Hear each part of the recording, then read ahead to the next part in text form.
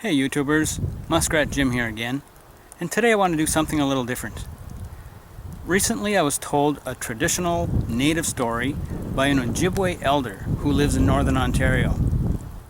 He's doing great things in his community, teaching the old ways to the new generation. Good medicine, as they say.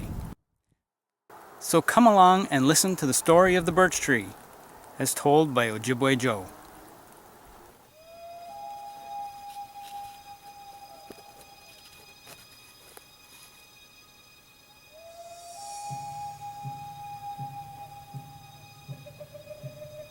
Grandfather, grandfather, tell us a story.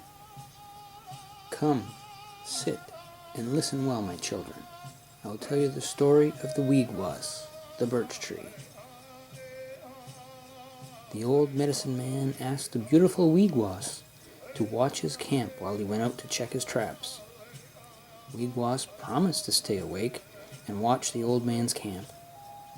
Well, after a long time passed, Weegwas became bored and fell asleep. The trickster coyote appeared and destroyed the camp, stealing all the stored foods. When the old medicine man returned, he was furious. Not only was his food gone and the camp destroyed, but his clothing was ruined and peed on. The old medicine man went over to Weegwas and shook him to wake him up. Weegwas was saying, "Sorry, sorry." The old medicine man responded, "I don't want sorry, just improve." The next day again Weegwas was given the charge of watching the repaired and salvaged camp. Again he broke his promise to stay alert. This time the old medicine man reached over to the pine tree, pulled off some needles, and began to spank Weegwas. The birds started to laugh at the punishment, so the old medicine man caught the birds and used their feathered bodies to spank Weegwas.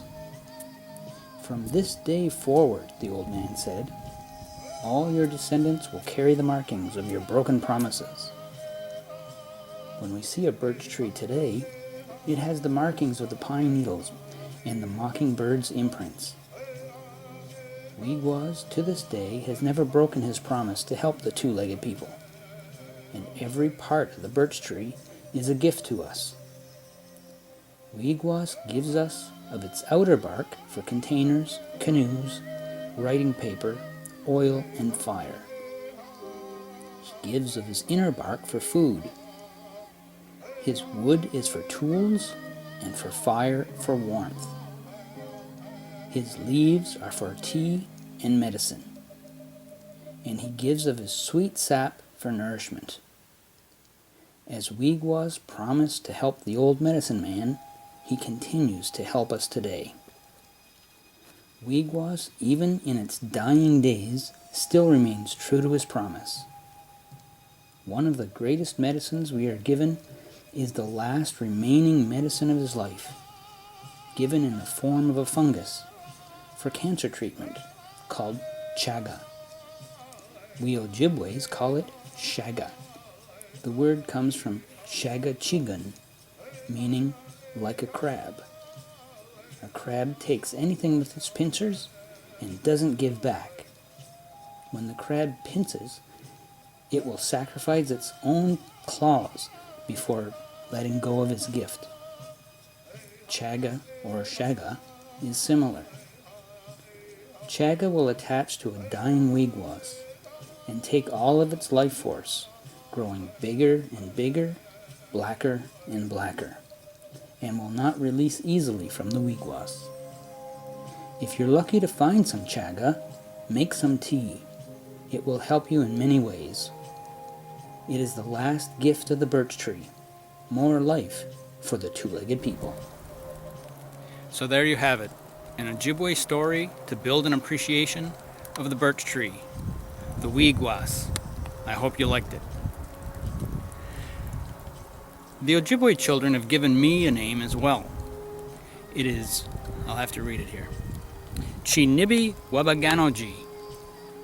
Chinibi Wabaganoji.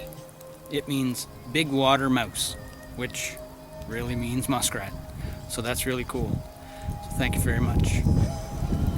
The whole whole reason for practicing bushcraft is to get back to nature, to appreciate its gifts, to reconnect with our ancestors,